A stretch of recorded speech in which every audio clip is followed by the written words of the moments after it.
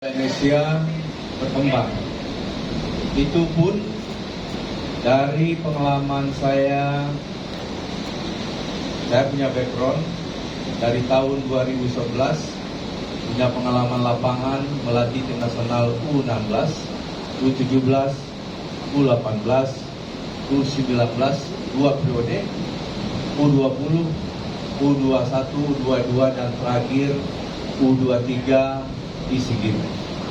Jadi lengkap ya, di youth development semua kelompok umur di tim nasional usia muda saya sudah melakukan ini. Berdasarkan pengalaman itu, saya beranikan diri menerima tawaran Ketua Umum PSSI waktu itu untuk menjabat sebagai Direktur Teknik PSSI.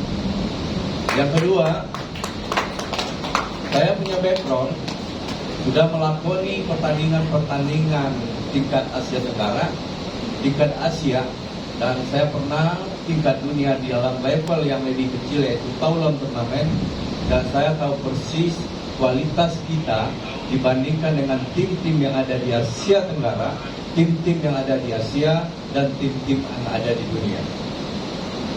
Kedua, yang ketiga adalah saya punya pengalaman belusukan seluruh 34 provinsi dan beberapa kabupaten dan sampai Natuna dan Atambua. Saya sudah mengunjunginya dan saya tahu persis apa yang ada di situ, baik itu potensi sepak bolanya, baik itu potensi infrastruktur yang ada di daerah, baik itu potensi sumber daya manusia, baik itu kepelatihan dan pendukung-pendukung lainnya. Dengan 3 hal tersebut, dan saya juga beberapa kali visit ke beberapa klub di luar negeri, dan terakhir kemarin saya ke Belanda. Saya ada meeting waktu itu dengan KNVB, meeting dengan Ajax, dan meeting dengan Feyenoord. Apa yang saya pikirkan sebenarnya sangat ada hubungan dengan apa yang dilakukan orang di dunia. Oleh sebab itu, ada 5 hal yang harus kita bareng-bareng bersama-sama untuk memperbaikinya. Yang pertama, kita harus ada pengembangan infrastruktur. Apa itu infrastruktur? Apa yang terjadi kemarin di Kanjuruhan adalah salah satu infrastruktur kita yang tidak memenuhi standar dari pertandingan sepak bola yang sebenarnya. Baik itu sirkulasi penonton masuk dan keluar dan sebagainya. Tapi saya tidak sampai di situ, tetapi saya ingin mengatakan bahwa infrastruktur adalah tempat-tempat latihan yang ada, baik itu di Asprof, baik itu yang ada di Askap. Yang banyak kita ada stadion, tetapi apa yang saya lihat kemarin, lapangan-lapangan latihan hampir setiap klub, ya, baik itu yang Liga utamanya, Liga 1, Liga 2, dan Liga 3 di Belanda itu punya training center atau tempat berlatih yang lapangannya memenuhi standar infrastruktur. Nah, tanggung jawab siapa ini? Kita ada impres, dan ini mungkin bisa didorong lewat itu. Yang kedua, pengembangan kurikulum. Indonesia 20 negara terbaik di dunia dalam pengelolaan sepak bolanya adalah orang-orang yang tahu, negara-negara yang punya kurikulum sepak bolanya. Oleh sebab itu, Indonesia sudah punya kurikulum Vilanesia. Kurikulum Vilanesia, alhamdulillah Kemenpora membantu kita untuk mengupgrade di bulan November ini, karena menurut kami kurikulum adalah hal yang harus dinamis, yang setiap tahun mungkin secara berkala kita mengevaluasinya. Kita bersyukur kepada senior kita Kusdan Nurwindo yang telah melahirkan kurikulum Vilanesia tersebut. Tetapi Vilanesia yang dimaksud dengan Mas Danur itu sebenarnya yang saya lakoni dari tahun 2011 sampai tahun 2020, saya bermain dengan cara Vilanesia, yaitu possession yang progresif, bermain dengan 4-3-3 dan lain sebagainya. Tetapi kita harus Vilanesia ini lebih diakui oleh banyak orang. Oleh sebab itu kita kemarin mengajukan kepada Kemenpora untuk mengupgrade Vilanesia. Dan alhamdulillah bulan depan kita akan lakukan itu. Kita akan undang semua expert, kita undang mantan-mantan pelatih tim nasional, kita undang Sintayong, kita undang Luis Milla, kita undang Dol, semua. Dan saya juga akan mengundang tim teknis dari Ayak yang akan datang nanti untuk memberikan masukan terhadap kurikulum kita. Itu yang kedua. Yang ketiga, pengembangan pelatih. Pelatih kita secara kuantitas kurang dan secara kualitas juga kurang. Kuantitas, jumlah pelatih kita hanya sampai hari ini dilaporkan oleh Yeyen ke saya hanya 7.000 orang kurang. Bayangkan hanya 7.000. Kemarin saya terakhir tanya ke teman di Jepang yang kecil itu, pelatihnya hampir 70.000 orang yang bersertifikasi. Bandingkan dengan kita yang seluas ini, ada 34 asprof tempat pengembangan sepak bola dan 516 aspot dan askap dan puluhan ribu SSB. Dan dia dilatih oleh pelatih yang tidak punya pengetahuan. Menurut saya, lebih bagus pemain berlatih tanpa pelatih daripada dia berlatih dengan pelatih yang tidak punya pengetahuan kepelatihan. Yang ketiga, setelah pelatih baru kita melakukan pengembangan pemain. Pengembangan pemain hampir di semua dunia ada piramida sepak bola yang dikembangkan dalam pengembangan youth development. Tahap 1 grassroots, tidak ada Piala Dunianya, tidak ada Piala Asianya, tidak ada Piala AFF-nya. Di grassroots itulah kita melakukan identifikasi dan deteksi para pemain. Alhamdulillah untuk grassroots, saya kemarin sempat ikut kursus direktur teknik di FIFA. Presentasi saya adalah dari grassroots menuju Piala Dunia tahun 2034. Oleh sebab itu kemarin kita disupport lagi oleh Kemenpora. Saya mau dan saya sudah presentasikan ke FIFA dan ini di-approval oleh FIFA dan dibantu 1 miliar 1 tahun oleh FIFA, yaitu saya akan bikin 34 direktur teknik di setiap provinsi, di setiap asprof harus ada 1 direktur teknik. Karena menurut saya selama ini direktur teknik hanya 1, yaitu di PSSI. Nah mungkin dengan 1 direktur teknik akan mengerjakan semua yang ada di 34 asprof tersebut.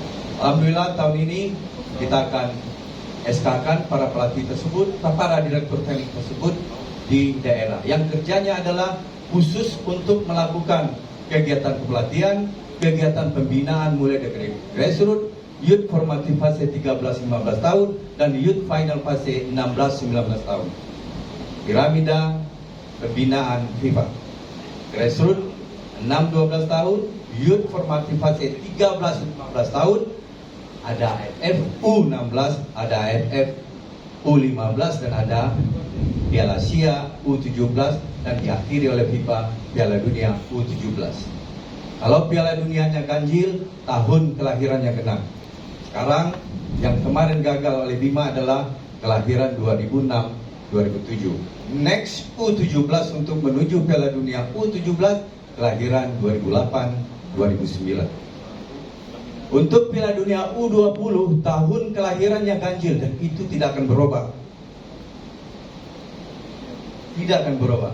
Tahun ini tim Sintayong kelahiran 2003, 2004, 2005. Oleh sebab itu Garuda Select saya minta ke Dennis harus kelahiran 2005, 2006. Karena saya ingin tim yang dilatih oleh Dennis di Inggris adalah cikal bakal tim Piala Dunia U20 yang akan datang. Terakhir setelah youth final fase itu akhir dari pembinaan. Makanya kalau 3 tahapan ini dilakukan secara baik, kontinu dan teratur dengan kualitas yang baik, baru kita mendapatkan pemain tim nasional senior yang berkualitas, bisa bersaing dan beretika. Yang keempat, setelah pemain kita kembangkan, yang kelima, setelah pemain kita kembangkan, baru kita bikinkan kompetisi yang benar-benar berkualitas. Selama ini orang bilang obat dari prestasi itu adalah kompetisi. Tapi kalau kompetisi dilakukan dengan pelatih yang kurang bagus, dengan kurikulum yang kurang bagus, maka kompetisi tidak akan berkualitas. Hanya pertanyaan saya, kenapa Liga 3 selalu berantem? Karena leadership para pelatihnya. Kalau saya minta ke Asprov wajib lisensi B. Asprov meminta kalau bisa lisensi D. Bayangkan, lisensi D itu menyusun marker, menyusun grid, membuat grid saja belum bisa. Apalagi dia akan memimpin tim. Semakin bagus pelatih, semakin bagus kualitas kompetisi. Oleh sebab itu, saya selalu mendorong dari Departemen Teknik, sekarang lisensi untuk Liga 1 wajib Asprov. Kalau dulu disanggah kalau PSSI yang bikin aturan. Kebetulan saya di Komite Teknik AFC, saya minta backup di AFC. Perlu semua pelatih yang ada di Indonesia yang akan melatih Liga 1 wajib ada namanya RICC. Kita cek kompetensinya, tidak hanya kualitasnya tetapi juga benar-benar dia punya sertifikat. Mohon maaf, banyak para pelatih-pelatih asing yang masuk ke Indonesia yang tidak punya sertifikat. Dan saya bilang ke pemilik klub, mohon maaf, saya tidak akan izinkan untuk dia melatih di Indonesia. Perlu ketegasan dan perlu backup dari federasi. Alhamdulillah tahun ini semua pelatih Liga 1 sudah lisensi Asprov. Termasuk pelatih kiper, termasuk pelatih fisik sudah sesuai dengan yang diminta oleh AFC. Tahun lalu masih diakal-akalin. Ada yang duduk di bench sebagai fisioterapi, ada yang duduk di bench sebagai kitman. Liga 1 Indonesia. Tapi alhamdulillah kita terus berjuang untuk rule terhadap kompetisi yang diatur di klub licensing, makin lama makin kita tingkatkan. 5 itu yang harus diperbaiki, dan alhamdulillah LISPI memerankan dirinya sudah, kalau nggak salah udah 10 tahun dapat 10 tahun, karena saya dari awal tahu persis Pak. Sudah 10 tahun memerankan itu. Dan tentu saya terima kasih pertama dengan Pak Teguh. Kita masih ingat ke Pekanbaru, dan saya juga tahu persis Pak Is secara konsisten ya dengan kebijakan beliau untuk mensupport pembinaan usia muda. Dan tidak dilakukan lagi Egy, Witan, dan saya pikir menjadi kebanggaan kita sekarang. Dan alhamdulillah apa yang dikerjakan oleh Kemenpora lewat LISPI dan ada program-program lain benar-benar dirasakan keuntungannya bagi PSSI. Terima kasih, itu yang bisa saya sampaikan. Saya siap untuk selalu mensupport siapapun yang ingin masuk atau ikut kursus kepelatihan. Untuk kursus kepelatihan yang insya Allah saya juga akan mendorong kursus pelatih D dan C sekarang yang sudah boleh dilaksanakan oleh Asprov, dan saya juga akan usaha untuk tahun depan lisensi B juga harus bisa dilaksanakan di Asprov. Karena menurut saya PSSI yang ada di pusat hanya sebagai regulator, tidak perlu banyak kerja, tapi banyak program yang dilaksanakan oleh 34 Asprov dan 516 Asprov dan Asprov. Mari kita perjuangkan sepak bola bangsa kita bersama-sama. Tidak ada yang lebih hebat, kita harus saling menguatkan. Saya 2 tahun di PSSI, yang dibutuhkan oleh kita sekarang adalah satu nada kalau ingin menyanyikan lagu Indonesia Raya.